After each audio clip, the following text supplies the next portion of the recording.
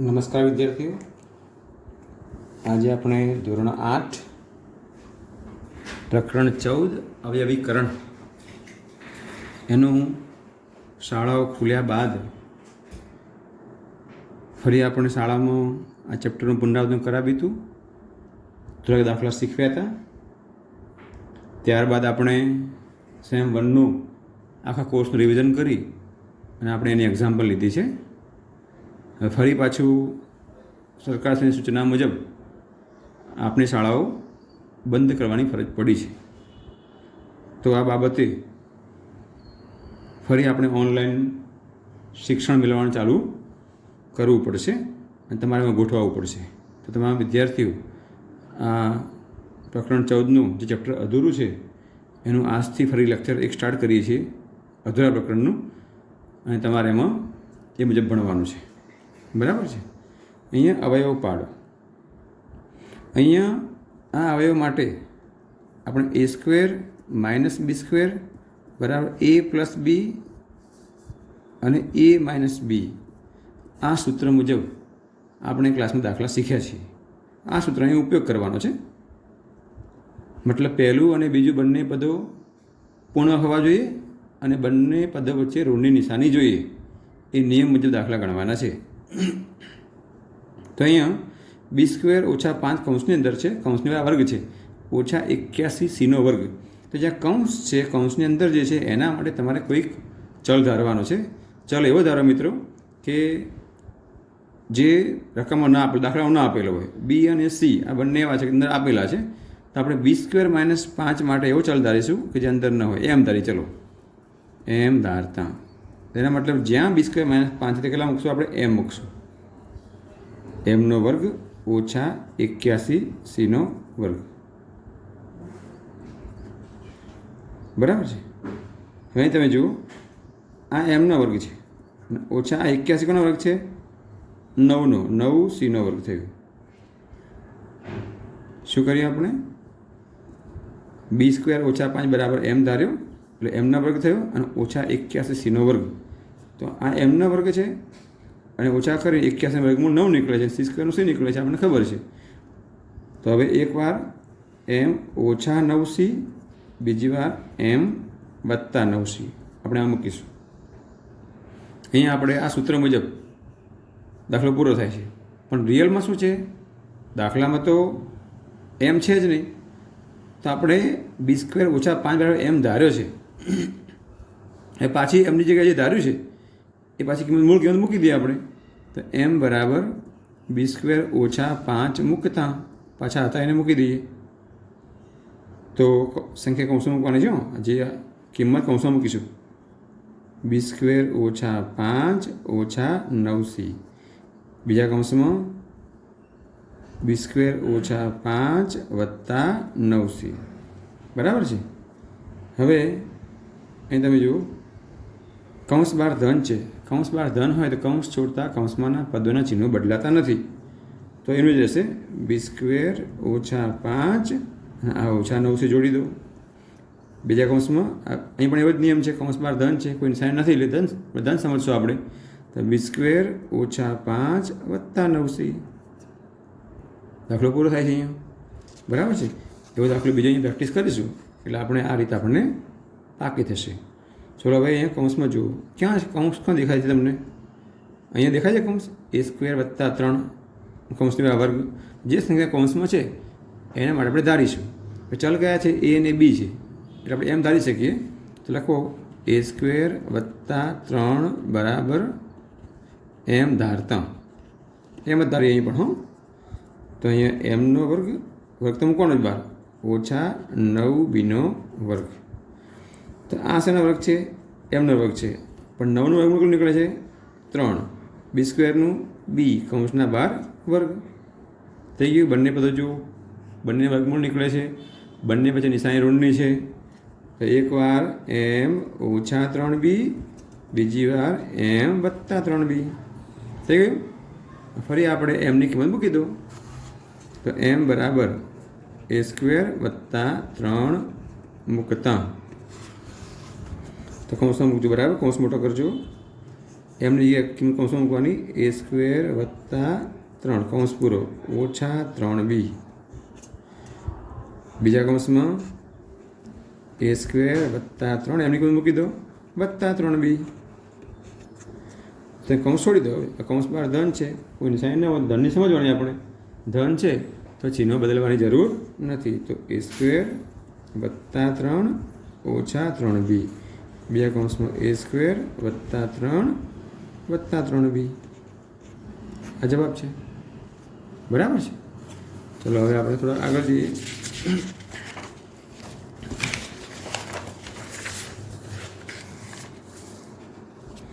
હવે આ દાખલા એવા છે કે 4 પદ છે. 4 પદ છે તો આપણે હાલ ભણ્યા એ કેવા ભણ્યા હતા? એ કૌંસ હતો અને બીજું એક પદ પૂર્ણ વર્ગ હતું. એ 4 પદ છે તો એમાંથી તમે પહેલાં 3 પદ જુઓ. અહીંયા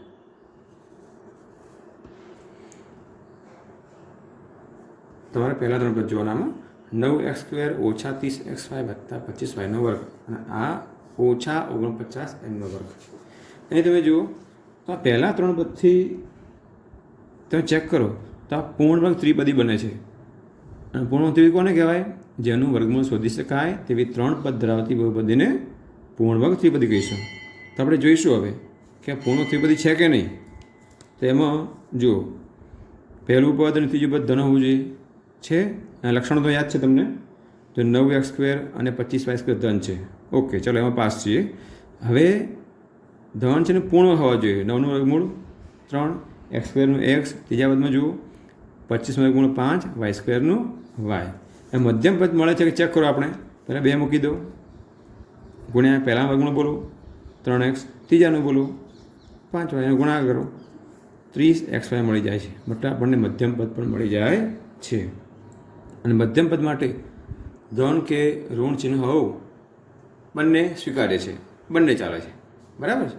તો અહીંયા પૂર્ણ ત્રિપદી છે અને આ પદ અલગ પડે છે. તો પૂર્ણ ત્રિપદીને આપણે હવે કેવી રીતે પાડતા હતા?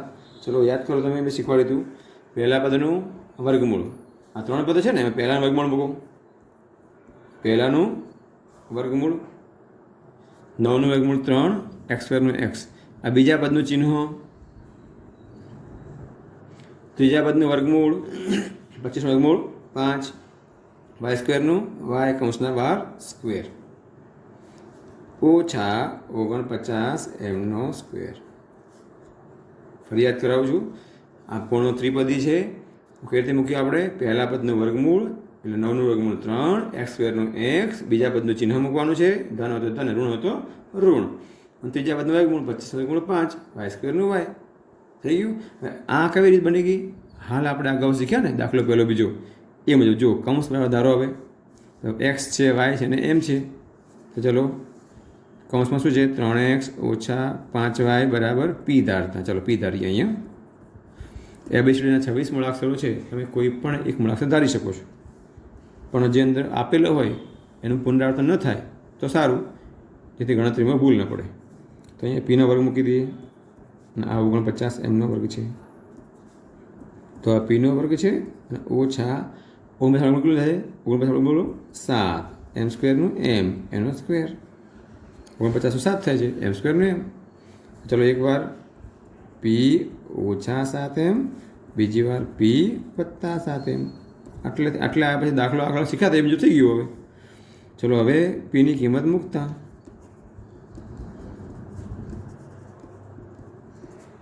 ચલો p બરાબર કેટલા? કૌંસ મોટો કરો.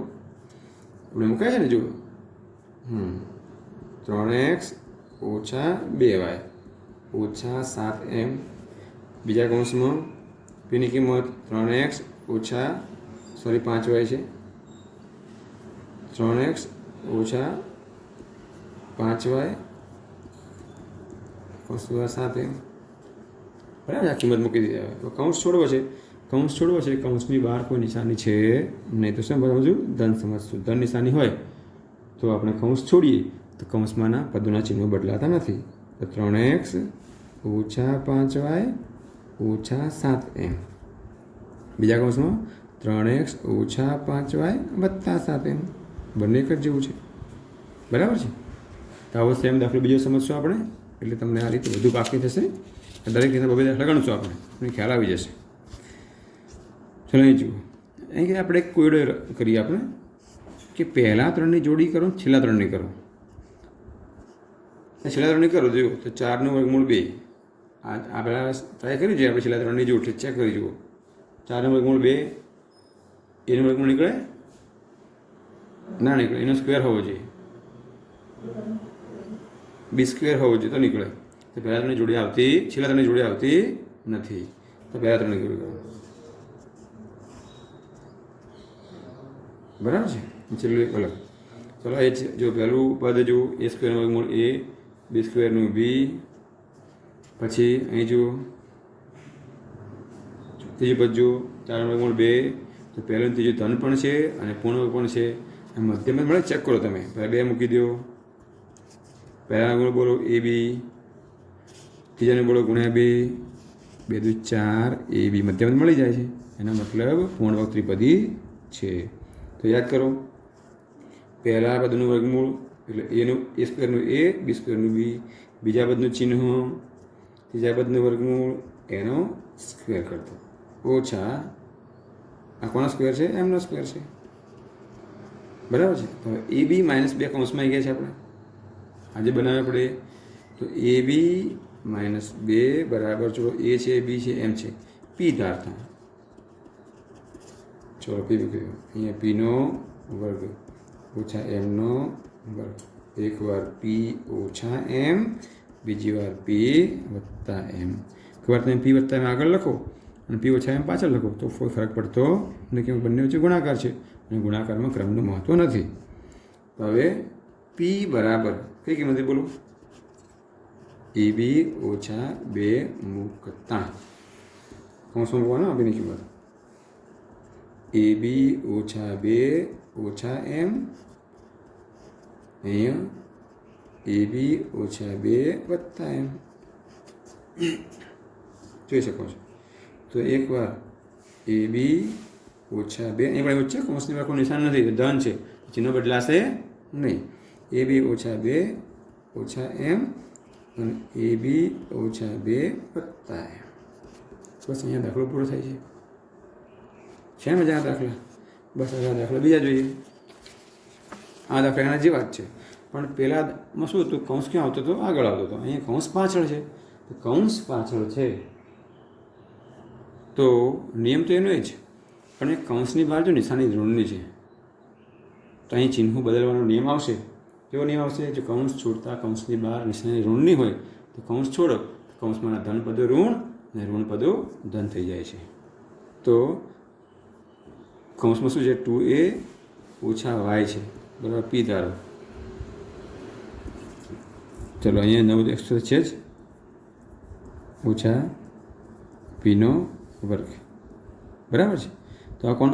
9 નું બોલો 3x, એક્સ સ્ક્વેરનું એક્સ, 9x નો વર્ગ છે અને આનો વર્ગ છે, પીનો વર્ગ છે, બરાબર. તો એક વાર 3x ઓછા પી, બીજી વાર 3x વત્તા પી. તમે જોઈ શકો છો, એક વાર 3x ઓછા પી, બીજી વાર 3x વત્તા પી. બસ હવે પી તો ઓલરેડી રકમ છે જ નહીં આપણે કોઈ દાખલામાં, તો પીની કિંમત ધારી છે 2a ઓછા y મૂકી દો. તો પી બરાબર 2a ઓછા y મૂકતા. ધ્યાન રાખજો ખાસ, આ 3x આ ખાસ શીખવાનું છે. ઓછા મૂકો, ચિહ્ન મૂકી દેવાનું, એના પછી કૌંસમાં પીની કિંમત મૂકવાની 2a ઓછા y, કૌંસ પૂરો કરો. અહીં પણ એવું કરશો, 3x પછી વત્તા મૂકવાની, ફરી કૌંસમાં મૂકો 2a ઓછા y. જોયું તમે? આ ચિહ્ન બહાર રાખવાનું, કિંમત ખાલી જે આવી છે એ કૌંસમાં મૂકવાની. હવે કૌંસ છોડવો છે પણ ધ્યાન રાખજો, અહીં કૌંસની બાજુ ઋણ છે. 2a કેવા હતા? 2a કેવા હતા? ધન હતા. અંદર ધન જ છે, ભલે બહાર ઋણ છે, અહીં તો એક પર્સનલ જ છે, ધન હતા. હવે નિયમ એવો છે કે કૌંસ છોડતા કૌંસની બહાર ઋણ હોય તો કૌંસમાંના ધન પદો ઋણ, ઋણ પદો ધન, ચિહ્નો બદલાઈ જાય છે. તો 3x છે, અહીંયા 2 કેવા હતા? ધન હતા, તો ઋણ કરી દો. આ ઋણ હતા તો ધન કરી દો. કેમ આવું કર્યું? કૌંસની બહાર ઋણ છે એટલે કૌંસ છોડતા કૌંસમાંના પદના ચિહ્નો બદલાઈ ગયા. અહીં કૌંસ તમે અભ્યાસ કરો, તમે કૌંસની બહાર ધન છે, અહીં ધન છે તો ચિહ્નો બદલાશે નહીં. 3x એ ધન જ છે વત્તા 2a ઓછા y, એ ચિહ્ન બદલાયા નહીં. કેમ કે કૌંસમાં શું છે? ધન છે, ચિહ્નો ના બદલાય. અહીં દાખલો પૂરો. બે દાખલો જોઈએ. ચલો મને બતાવો. સૌથી પહેલાં કૌંસ ક્યાં છે? 7m વત્તા 8n. એના માટે ધારવાનું છે. શું ધારશું બોલો? m છે, n છે, a છે, તો p ધારશું.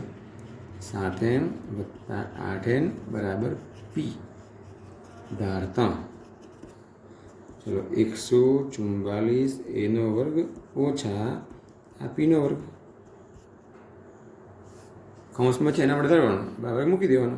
144 વર્ગમૂળ શું નીકળે છે? 12. a સ્ક્વેર વર્ગમૂળ શું નીકળે છે? a. 12 a નો સ્ક્વેર થયો ને, ઓછા અહીંયા p નો સ્ક્વેર. તો એકવાર બોલો 12a ઓછા p, બીજી વાર 12a વત્તા p. બસ હવે pની કિંમત મૂકા. p કેટલા મૂક્યા આપણે? 7m વત્તા 8n મૂકતા. કૌંસ કેવો કરશો? મોટો કરશો. 12a મૂકો, એ ચિહ્ન મૂકી દો. હવે કૌંસ કરો. 7m વત્તા 8n કરી દો. જોયું? ફરી કૌંસ કરો. 12a વત્તા કરો, ફરી કૌંસ કરો, કિંમત મૂકો. 7m વત્તા 8n. કૌંસ પૂરો કરો.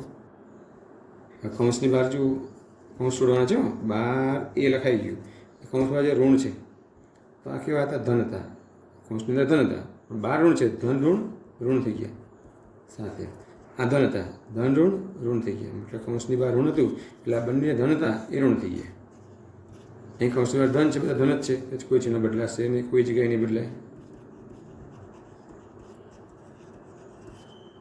ઓકે, એ દાખલો પૂરો થાય છે. ચલો હવે આ રીતના દાખલા થોડો આગળ જઈએ આપણે. આ દાખલામાં થોડી તમારે વિશેષ કાળજી રાખવી પડશે. અગાઉ શીખ્યા આપણે દાખલા નંબર 3, 4માં. એમાં પહેલાં 3ની જોડી બનતી હતી અને છેલ્લા 3ની જોડી બનશે. તમને આમને કેવી રીતે ખબર પડે? તો તમારે જાતે અભ્યાસ કરવાનો. જો તમે પહેલાં 3ની જોડી કરો અને જો તમને પૂર્ણવર્ગ બધી મળતી હોય તો તમારે પહેલાં 3ની જોડી રાખવાની. પણ છેલ્લું બધું કેવું આવે? પૂર્ણ વર્ગ આવે. અહીંયા પહેલાં 3ની જોડી બનાવતો હોય. આ 25 વર્ગમૂળ 5 m સ્ક્વેરનું m, જે પહેલું ત્રીજું ધન હોવું જોઈએ છે. આ ધન છે પણ આ ઋણ છે, એટલે અહીં જ નિયમ તૂટી જાય છે. પહેલાં ધડાકે ઉડી જાય છે આ નિયમ કે પૂર્ણ ત્રિપદી પહેલાં 3ની બનતી નથી. તો છેલ્લા 3 જુઓ. છેલ્લા 3 જોઈએ તો પાછો એ પ્રોબ્લેમ થાય આપણને કે પહેલું ત્રીજું પદ ધન હોવું જોઈએ, પણ સાહેબ અહીંયા તો ઋણ છે. તો શું કરશો?